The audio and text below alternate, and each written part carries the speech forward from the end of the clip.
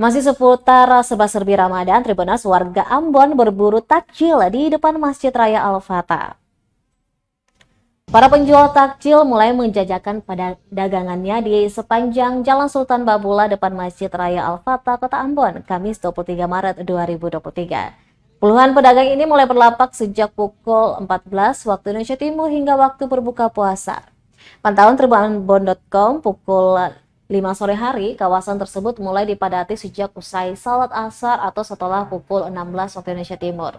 Pasar Ramadan depan Masjid Al-Fatah terhitung ramai dengan aneka pilihan menu takjil, mulai dari kudapan, minuman dingin, hingga makanan berat.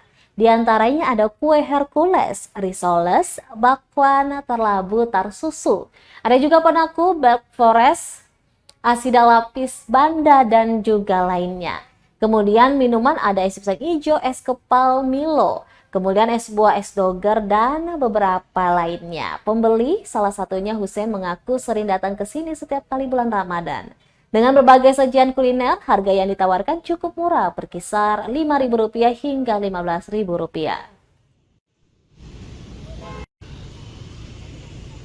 Kebetulan sempat selesai sholat asar, mampir beli rupiah.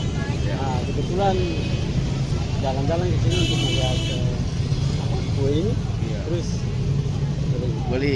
Baru sini kan banyak variasi ya? iya banyak pilihan, Pilihan di sini. tergantung selera masing-masing. Masing-masing. Oh.